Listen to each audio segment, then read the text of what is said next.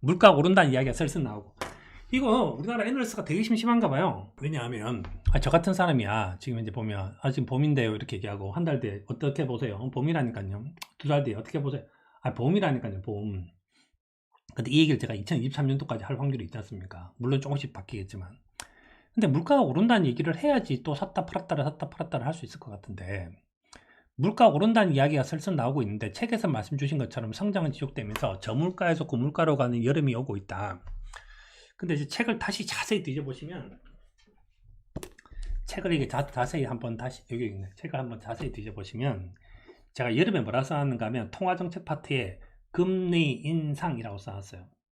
재정조치의 긴축이라고 써놨어요. 근데 지금은 통화정책의 금리 인상이 아니잖아요. 그 다음 실물시장에서 물가, 설비, 투자, 도소매 상승 저게 있어야 되는데 저까지 안 갈 것 같아요. 자, 이 시점에서 이걸 한번 보면 될 것 같은데, FOMC.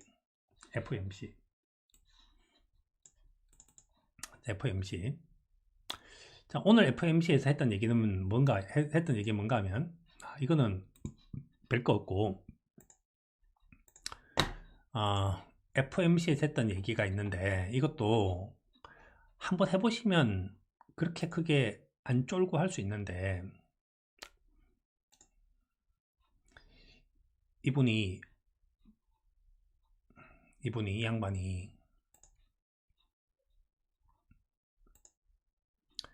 여기 보면 스테이트먼트가 있고 프레스 릴리즈가 있는데, 이게 이제 질문 받고 이렇게 했던 거거든요. 쭉 내리면 나오죠. 이게 2020년도에 그 실업률이 4% 밑으로 떨어질 때까지 뭐 얘기가 나왔는데, 결론은 이겁니다. 뭐 간단하게 얘기를 하면, 나의 가장 중요한 목표는 뭔 줄 아냐, 이걸 써놨죠. 미국 애들이 생각하는 것 중에서 이제 미국은 되게 중요하게 생각하는 것이 그건데, 요즘에 우리나라 정치에 대해서도 얘기를 되게 많이 하는데, 하나는 디스크레셔너리한 재량으로 하는 것이 하나가 있고요, 하나는 룰 드리븐한 것이 있어요. 근데 정부에 대해서 사람들이 뭐라 그러는가 하면 룰 드리븐한 걸 되게 중요하게 쳐줘요. 자, 지금 우리나라에서 지금 현재 그 백신이 어느 백신이 들어오냐, 왜 우리는 화이자께 안 들어오냐, 뭐 이런 얘기를 하는 사람들도 하고 있는데, 그런 게 있습니다. 그럼 미국은 도대체 왜 화이자 같은 걸 만들 수 있는 회사가 있는데 우리는 그런 회사가 없냐, 이 얘기를 해보면 이런 거예요.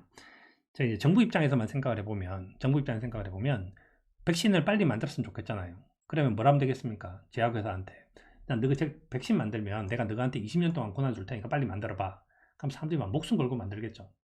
근데 딱 만들었다는 거예요. 만들고 나서 보니까 걔들이 그거 갖다가 한 알에 100만 원 달라.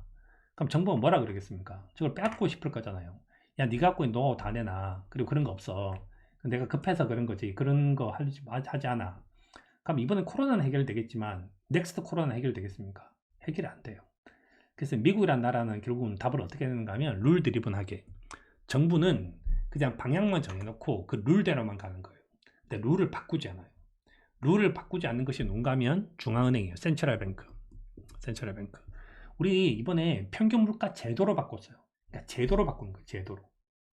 그러니까 항상 굳이 따지지 않으면 법치를 하는 거죠. 인치를 하는 것이 아니라 디스크레셔널의 인치예요.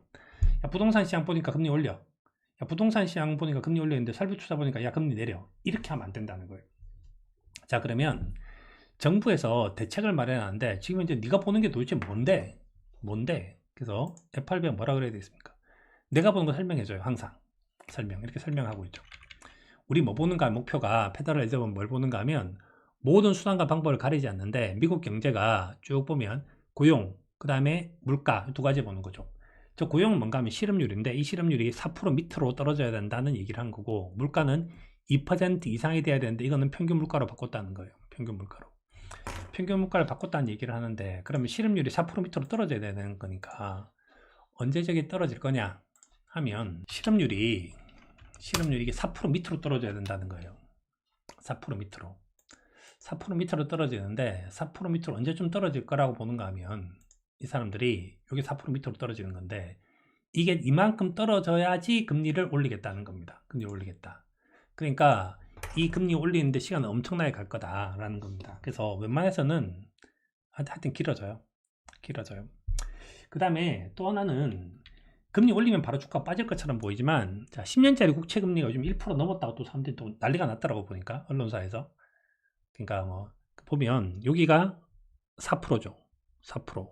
근데 여기가 보시면 여기가 4.55 정도쯤 돼요. 여기가 6.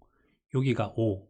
그러면 주가가 빠지기 시작하는 것 정도쯤 되면 10년짜리 국채금리 기준으로 봤을 때 4% 넘어서야 된다. 보수적으로 봐도. 그러니까 지금 현재 수준에서는 정책금리 안 올릴 거고 장기금리도 현재 수준에서는 주가를 떨어뜨릴 수 없다. 떨어뜨릴 수 없을 것이라고 판단된다. 이겁니다. 판단된다. 이 질문에 대한 답변은 거기까지 할게요.